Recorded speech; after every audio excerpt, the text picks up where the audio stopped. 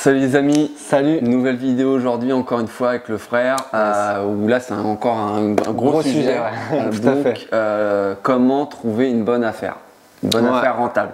Donc effectivement c'est un gros sujet et effectivement on peut se dire déjà qu'est-ce qu'une bonne affaire, bon voilà, cash flow positif, etc. D'ailleurs c'est à vous de définir qu'est-ce qu'une bonne affaire ou non. Voilà. On ne peut pas vous dire une bonne affaire c'est 15% de rentable. Tout dépend. C'est à vous de définir un peu votre définition de qu'est-ce qui est rentable. Si admettons vous cherchez quelque chose qui s'autofinance et c'est dans des très grosses villes type Marseille, Lyon, Paris, etc.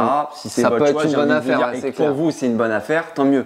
Il y en a, ça va peut-être être du 10% brut, il y en a, ça va peut-être être du 10% net, etc. Tout dépend de combien vous vous fixez, etc. Nous, c'est vrai qu'on est plus 10-12%, enfin après ça dépend. La localisation notamment. Ouais, c'est clair. Et point très important, qu'il faut prendre en compte, c'est qu'une bonne affaire, ça ne se trouve pas, ça se crée. Et vous allez voir à travers les points qu'on va vous énumérer que une bonne affaire, c'est pas on la trouve comme ça, on fait l'achat et puis terminé. Disons que en fait, il faut que vous disiez qu'effectivement, être dans le cas où vous êtes un investisseur et vous trouvez des choses, des solutions que les autres investisseurs ne vont pas forcément voir. Donc, type comble aménageable, vous pouvez faire un appartement dedans. Transformation, réaménagement.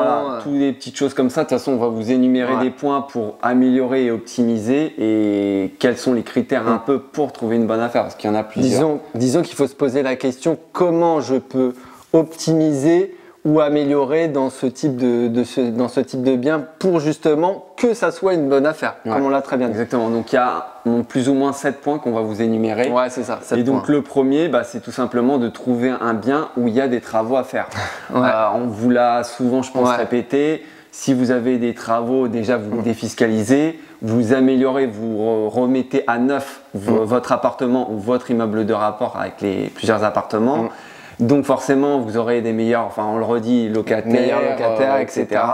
Donc voilà, c'est surtout à la négociation, vous allez pouvoir négocier parce que vous avez des… C'est un gros sujet de négociation. Voilà, vous avez des points que vous pouvez souligner et forcément le vendeur va être plus enclin à vous laisser un peu Et en plus de ça, tu peux défiscaliser tes travaux sur le long terme, donc c'est magnifique. Exactement.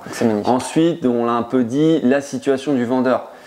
Savoir effectivement si cette personne, ça se trouve, elle habite à 3-4 heures de faut savoir si elle est pressée ou non. Voilà, est-ce qu'il y a sujet de divorce, est-ce qu'il y a sujet de succession, il peut y avoir pas mal de situations que le vendeur a et qui fait qu'on peut avoir une négociation importante. Exactement. Donc, ça à prendre en compte. Ensuite, le troisième point, ce serait d'acheter tout simplement moins cher que le prix du marché. Le prix du marché. Généralement, une bonne affaire, c'est normalement le prix est en dessous du prix du marché. Donc, ça coule sous le sens. 15-20% moins cher que le prix du marché, forcément, déjà, de base, c'est une bonne affaire. On vous recommande d'ailleurs, pour justement avoir une bonne affaire, d'être à un prix vraiment à 20% minimum en dessous du marché, voire plus si vous pouvez avoir plus.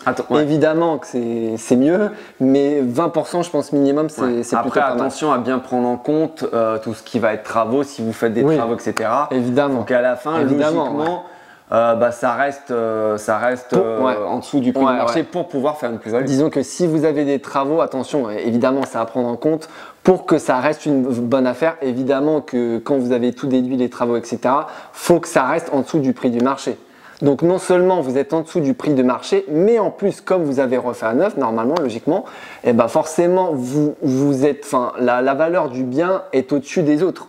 Donc c'est dans les deux sens en fait.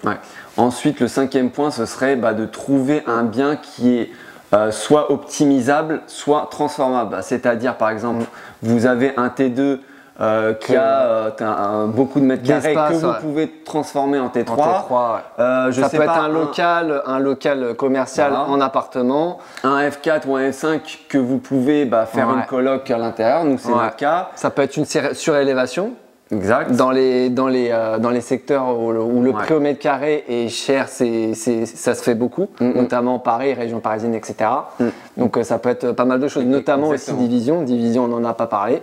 C'est division de plateau ou division d'un appartement en deux, donc voilà. façon, je crois qu'il me semble, on l'avait dit dans une autre vidéo, mais voilà, dès que vous pouvez optimiser ou transformer pour améliorer le cash flow ou même la qualité du bien en soi, c'est clair. Voilà, là c'est plus ou moins une bonne affaire. Après, en fonction des chiffres, etc. Ouais, c'est clair. Comment trouver une bonne affaire, c'est aussi, et puis je pense qu'on en a parlé, grâce au réseau. Le réseau, c'est la base. Enfin, en immobilier, en tout cas, c'est un fondamental. Et donc, grâce aux agents IMO, voilà, vous allez voir les indépendants. Ils sont très intéressants. Pourquoi? Parce que ils travaillent pour leurs pommes. Donc forcément, ils vont plus se battre pour vous qui recherchez des biens rentables, etc. Donc, quand on dit indépendant, il y a Safety, Capifrance. Ouais, il y en a plein. J'en ai peut-être oublié. Il y a des. Voilà. Que ce soit eux et les agents immobiliers. Et après, on le redit sur Le Bon Coin, Se Loger, les sites. Ouais, sur les sites d'annonces. Mais je veux dire, faut pas hésiter à chercher un partout, se créer un réseau. Et puis après, c'est le sixième, c'est le septième point. Non, c'est le sixième point, je crois. Ouais. C'est de se dire, voilà, faut visiter, faut y aller. Faut pas lâcher. Faut rien lâcher. C'est pas en une semaine que vous allez trouver un bien rentable et se dire, voilà, j'ai trouvé. Parce que vous avez juste demandé à une personne. C'est faire des visites. Vous créez un réseau de 10-15 personnes, d'agents immobiliers, d'indépendants, etc. Et ne l'oubliez pas, il y a les sites d'annonces classiques type Le Bon Coin, Se Loger, etc. Mais n'oubliez pas qu'il y a les sites d'agences immobilières. C'est-à-dire que vous pouvez déjà faire un tri déjà de base. Parce que généralement, on va en reparler je pense dans une autre vidéo, généralement les sites type Le Bon Coin, etc. Normalement, si vous voulez chercher une bonne affaire, généralement c'est un peu trop tard. Vous pouvez, attention, toujours trouver une bonne affaire sur Le Bon Coin, etc. Nous, ça a été notre cas pour le premier immeuble, si vous vous souvenez.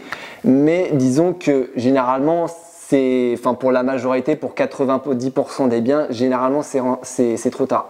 Il faut en amont trouver sur les sites d'agences, etc. À moins que le propriétaire vende directement via Le Bon Coin et qu'effectivement, il l'a que mise sur Le Bon Coin. Et ça a été notre cas pour nous. Voilà, donc c'est pour ça que c'est important de regarder partout, absolument partout.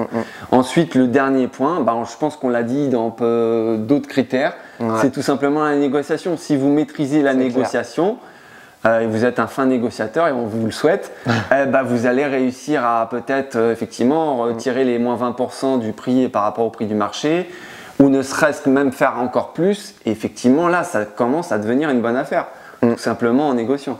Ouais. Pour finir, tout simplement, il faut préciser que voilà, c'est à l'achat qu'on fait la bonne affaire et du coup, il faut vraiment prendre en considération cela. Et vraiment pas s'attendre à avoir un potentiel de plus-value à la revente. Voilà. Parce que ça, c'est de la spéculation, il faut dire ce qui est. Donc, il faut vraiment faire les choses carrées et faire en sorte que ce soit rentable dès l'achat. Ouais. Tout simplement. Le dernier, à la finalité, je pense, pour conclure, c'est se dire, effectivement, trouver c'est pas se dire trouver un bien qui est tout de suite rentable, c'est trouver un bien que vous pouvez rendre rentable.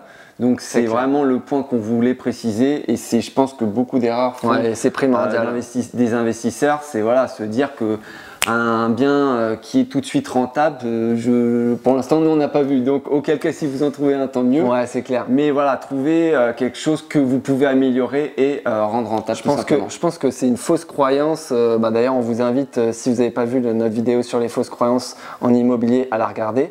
Je pense que c'est une fausse croyance que beaucoup d'investisseurs non initiés, je pense, ont et c'est une grave erreur. La bonne affaire, vous l'aurez toujours une fois que vous aurez optimisé, réagencé, bien négocié, etc. Tous les points qu'on a évoqués, tout simplement. Voilà, exactement. Je pense qu'on peut pas être plus clair. Voilà, c'est ça. Voilà, n'hésitez pas encore une fois à liker, commenter, partager si ce qu'on vous dit ça a du sens, etc. avec d'autres investisseurs que vous connaissez. En tout cas, nous on donne tout notre savoir et vraiment on vous apporte un maximum d'astuces et de conseils par rapport au sujet évoqué. Donc on espère que ça a du sens. Exactement. N'hésitez pas. De toute façon, on se retrouve pour une prochaine vidéo. Comme toujours. Voilà. Allez, salut. Ciao.